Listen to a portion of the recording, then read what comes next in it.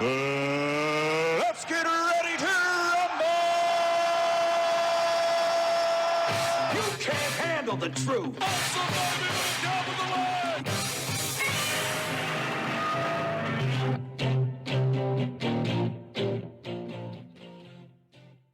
It began simple enough. A group of people who felt marginalized, ostracized, wanted to be, quote, accepted. They didn't want to be thought of as insane or mentally defective or deviant. They just wanted to be, quote, normal. Then they just wanted to be able to express how they feel about each other out in public like everyone else. Then they just wanted to get married. Then they wanted to stop being bullied and picked on and singled out and neglected and ignored, and they wanted their lifestyle to be understood, embraced, promoted, and how dare you if you disagree and do not bend to our whim. If I pretty much got that right, the members of the rainbow flag community have gone from simply wanting to be accepted to you better promote us, you better endorse us, and you better never, ever, ever, ever say anything against us. And they have become quite a political force to reckon with. Right down to the point that they're no longer really interested in just being accepted as much as they are in being promoted. And they are on an absolute re-education recruitment tour. And if you think that it's just about school, you're mistaken. Critics call it the Don't Say Gay bill. Supporters call it the Parental Rights in Education bill. And now Florida Governor Ron DeSantis has signed it into law. So we've already taken great steps. Last year, I signed the Parents' Bill of Rights in the state of Florida, which was really something that was significant. Last week, we signed curriculum transparency legislation so that parents have a right to access the curriculum that's in their kids' schools, as well as understand what type of books are in school libraries. And today we will sign HB 1557, the Parents' Rights in Education bill. And this bill takes three main steps. First, the bill prohibits classroom instruction about sexuality or things like transgender in K through 3 classrooms. And after third grade, those curriculums need to be age appropriate. Second, the bill ensures that at the beginning of every school year, parents will be notified about health care services offered at the school with the right to decline any service offered.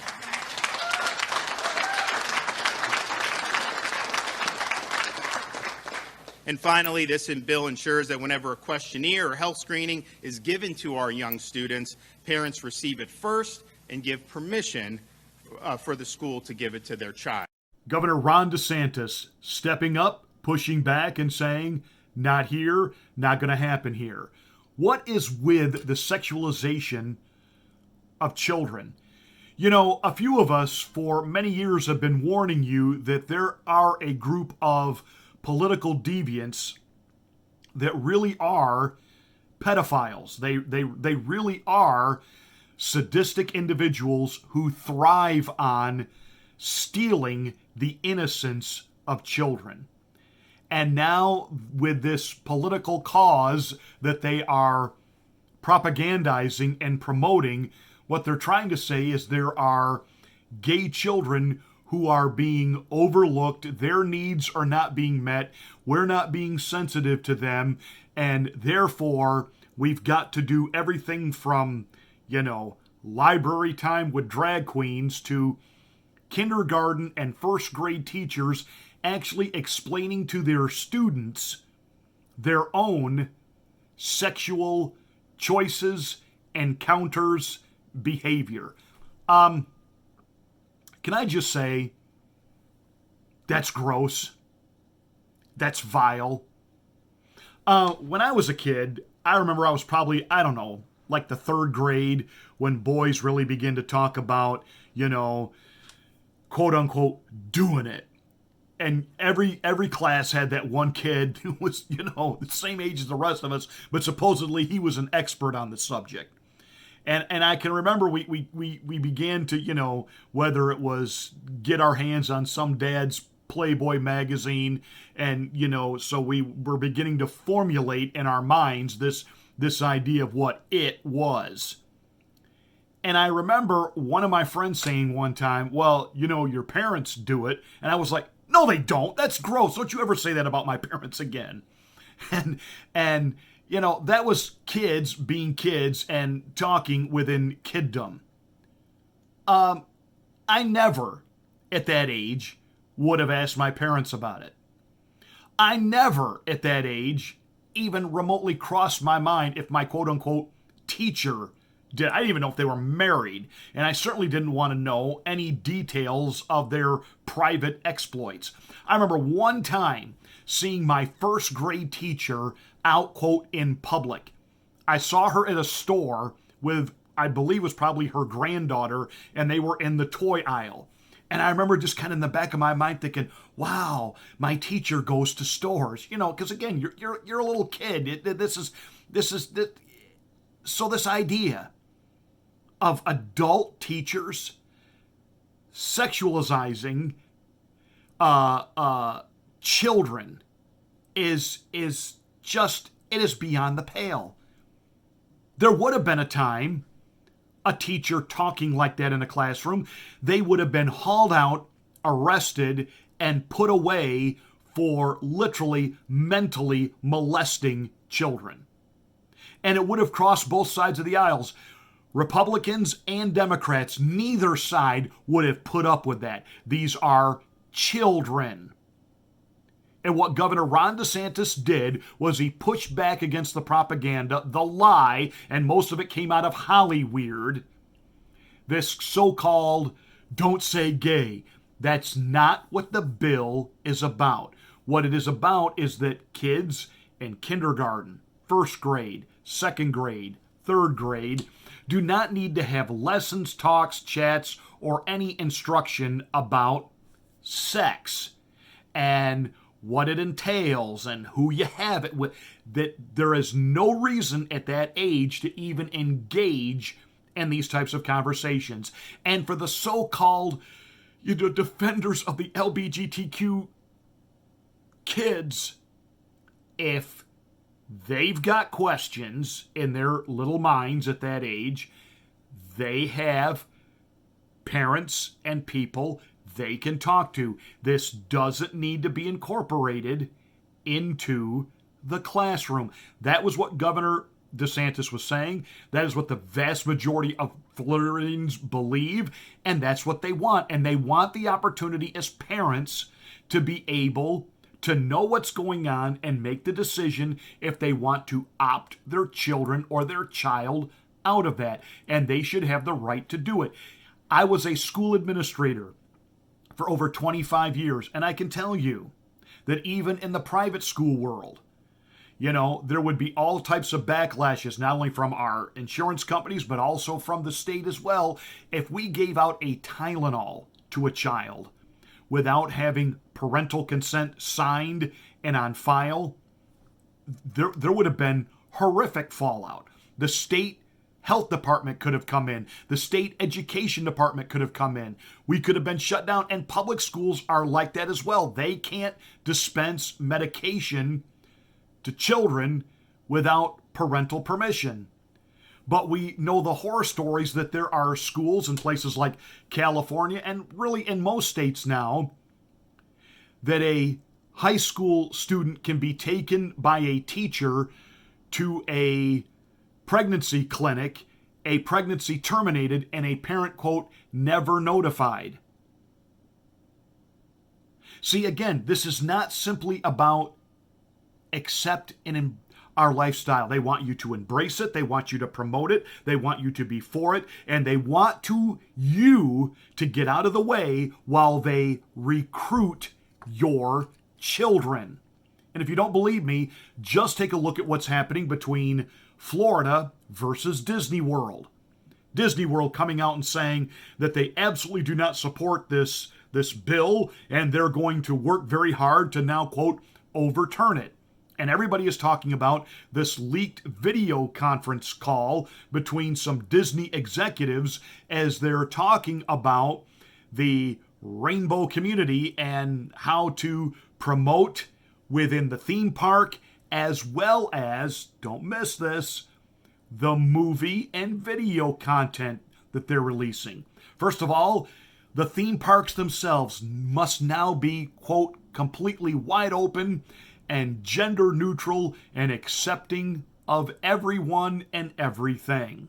Last summer, we removed all of the gendered greetings in relationship to our live steals. So we no longer say ladies and gentlemen, boys and girls. We've provided training for all of our cast members in relationship to that. So now they know it's hello everyone or hello friends. And we don't want to just assume because someone might be in our interpretation, maybe presenting as female, that they may not want to be called princess. So let's think differently about how do we really engage with our guests in a meaningful and inclusive way that makes it magical and memorable for everyone. So I am assuming, and it's been a couple of years since I've been to Disney World, and having lived in Central Florida, made the pilgrimage there about once a year, sometimes more. I was never a season ticket holder. I know many of you are. But I have been there around 8-9 times. I can't say this for a fact because I'm not at Disney World right now. But if you're removing all of your signage differentiating between male, female, prince, princess, etc., because you want to be inclusive and make everyone feel welcome, can I assume that's how it is on the restrooms as well? So now, again, we're opening this door of 35-year-old men in the same bathroom in the stall next to an 8-year-old girl, a 12-year-old girl. Here we go. How do people who claim to be all about the protecting of children, because again, that whole thing for decades has been among the secular educationalists a ruse. This idea, we're doing it for the children. We're doing it for the children. You understand that there is a group of deviants within the political world. And I have said this multiple times. It doesn't matter whether you believe it or not. They believe it, that they, in a warped, occultic, satanic worldview that they have, that they gain power, authority, and control by stealing, poisoning, and corrupting the innocence of children. When Barack Obama, in his second inauguration, welcomed, quote, everyone to the table, it literally open the doors. I'm telling you that I talk to people who are even of the liberal persuasion that can't believe how far it has gone so very, very quickly. And at some point, mark it down, we will begin to hear a change in narrative in the now acceptance under certain loving conditions of pedophilia. I'm telling you, don't call me a conspiracist. Don't call me an alarmist. I'm telling you it's coming because it's all part of the same slippery slope. If the argument that has been given for years and now is embraced by all, that a person can't help what identity and sexual preference they have, that they're born with that natural desire, they can't help it, then that means there are individuals who'll be able to make that same argument and say, I can't help it, I'm attracted to minors. I can't help it. It will at first be treated, as it has been, as criminal behavior. It will then move to clinical behavior. In other words, this person has a mental issue. And then eventually it will become, quote, a community issue where it's no longer criminal, it's no longer clinical. The community will now figure out a way to work it in and try to, under right conditions, embrace it. Exactly what we saw happen with the rainbow community. Initially, if you were caught engaging in or trying to solicit that type of activity, you were arrested. You were called a deviant, a criminal. Then it went into clinical diagnosis and that you simply had a mental disorder. And the American Medical Association, for years, that is how they defined homosexuality, as a mental disorder. Then it became a community thing that, you know what, this is not a mental disorder, that there are just people who are born this way and they need to be accepted. And now we are into full-blown propagandize. You will embrace it, you will accept it, you will endorse it, and now they want you to be absolutely convinced or shamed and shut up if you do not allow them to proselytize minor children into an indoctrination of thinking this way. I have been telling you for years and years and years that education is no longer about education. In particular, public schools. They are not public schools. They are indoctrination centers for a warped socialist and culturally far left social agenda. I now rest my case. From the critical race theory to now this, and I have said it before and I will say it again. During the pandemic, didn't care that the schools were closed. Keep them that way.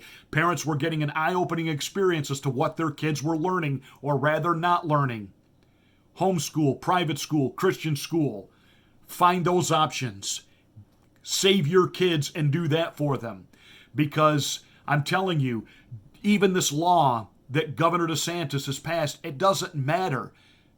Because you know who's actually running the schools, who's actually the superintendents, the principals, and the instructors in the classroom. And until you get to that level of replacing the people that actually run the day-to-day operation of the school, the people who are actually in the classroom, nothing will change. It will just get quieter.